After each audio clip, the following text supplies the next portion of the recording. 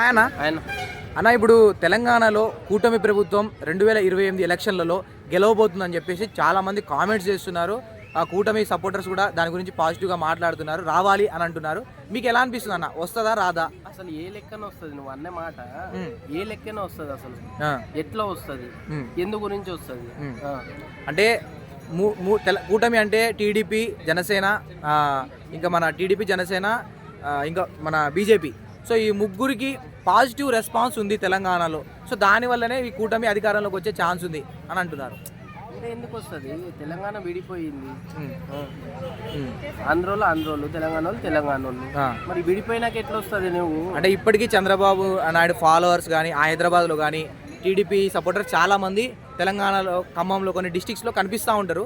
So వాళ్ళ అంచనా ఈసారి రావాలి కూటమి. అభిమానులు ఉంటారు, పవన్ కళ్యాణ్ అన్న అభిమానులు ఉంటారు, నేను ఇటు అభిమాని, చంద్రబాబు నాయుడు గారి అభిమానులు ఉంటారు. అభిమానులు ఏదో బ్యానర్లు కట్టుకోవచ్చు, ఏవో అనరాని మాటలు అనొచ్చు. వస్తుంది ప్రభుత్వం, కూటమి ప్రభుత్వం వస్తుంది అంటే సరే వచ్చింది అనుకో. ముఖ్యమంత్రి ఎవరు? చంద్రబాబు నాయుడు. ఎట్లా అవుతాడు? ఏ లెక్కన అవుతాడు? ఏ లెక్కన మాట్లాడుతున్నావు? ఏ లెక్కన అనుకోవచ్చు ఇది కూటమి ప్రభుత్వం అని?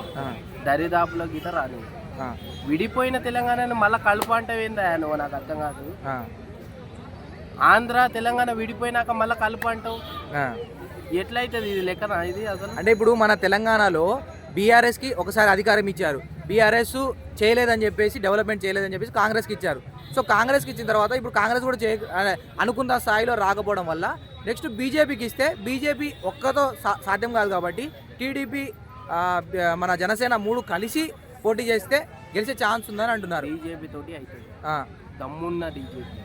ఎందుకు అవుతుంది అంటే కేంద్ర ప్రభుత్వం నుంచి కొట్లాడి తెచ్చి ఈ రాష్ట్రానికి పెట్టే వ్యక్తులు గిట ఉన్నారు ఇక్కడ, ఎంతో మంది ఉన్నారు. ఈ రాష్ట్రాన్ని డెవలప్మెంటింగ్ చేయడం కానీ, రోడ్లు వేయడం కానీ, పేద ప్రజలను ఆదుకోవడం కానీ, ఈ రాష్ట్రాన్ని అప్పులు లేకుండా చేయాలంటే ఆ పార్టీ రావాలి. మోడీ గారి పార్టీ వస్తేనే ఈ తెలంగాణ అప్పులు మొత్తం తేరిపోతాయి. ఒక్కసారి అవకాశం ప్రజలు 2029లో మోడీ గారికి అవకాశం ఇస్తారు. ముఖ్యమంత్రి క్యాండిడేట్ ఎవరంటే ఈటల రాజేందర్ అన్నని ముఖ్యమంత్రిని చేస్తే ఈ రాష్ట్రాన్ని ముందుకు తీసుకెళ్తారు అనుకుంటా. కరెక్ట్ అన్న, మీరు చెప్పింది బాగుంది. కానీ ఈటల రాజేందర్ సీఎం ఎట్లా అవుతారన్న? ఎందుకు గారు? ఏ లెక్కన కాడు నువ్వు చెప్తున్నావు? నువ్వు ఎట్లా అవుతారని అంటున్నావు? ఎందుకంటే ఈటల రాజేందర్ అనే వ్యక్తి బీఆర్ఎస్లో నుండి బీజేపీలోకి పోయారు. అంతకు ముందు నుండే బండి సంజయ్ గారు, కిషన్ రెడ్డి గారు చాలా పెద్ద పెద్ద పదవులు అనుభవించి ఉన్నారు. సో కొట్లాడే హక్కు, వీళ్ళకి కొట్లాడే సత్తా ఉందా? ఎందుకన్నా బండి సంజయ్కి ఎందుకు లేదన్నా? ఏడుంది బండి సంజయ్ కదన్నా బీజేపీని లేపింది. బండి సంజయ్ అన్నకి ముఖ్యమంత్రి హోదా ఇస్తే ఈ రాష్ట్రాన్ని ముందుకు తీసుకెళ్తాడు. సరే బండి సంజయ్ కాదనుకోండి, ఎందుకన్నా బండి సంజయ్ అంటే అధ్యక్ష పదవి వహించింది కదన్నా బీజేపీలో. నువ్వు ఏమో అనుకుంటున్నావు? నువ్వు ఈటెల రాజేందర్ అన్న గురించి ఎంత గొప్ప వ్యక్తి తెలుసా? ఆ రోజు గర్జించే సింహం లాగా అసెంబ్లీలో ఎవరితోటి మాట్లాడింది తెలుసా? రాజశేఖర్ రెడ్డి తోటి మాట్లాడింది.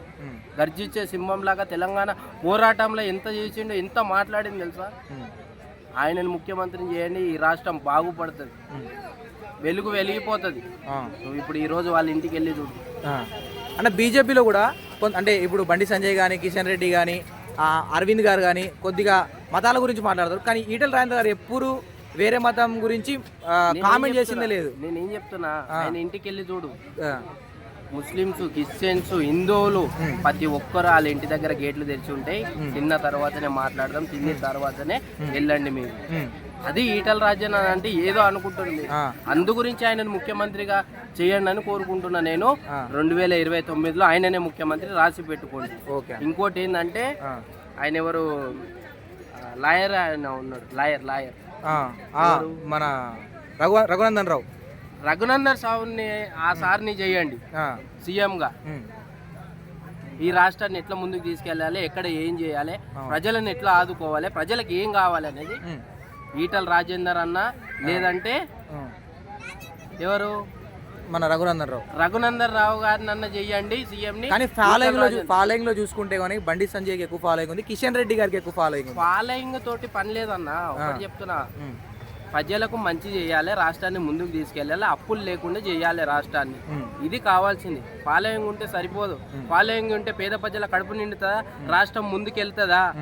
ఫాలోయింగ్ ఉంటే సరిపోతుందా? ఫాలోయింగ్ ఉంటే మన బతుకులు మారుతాయా?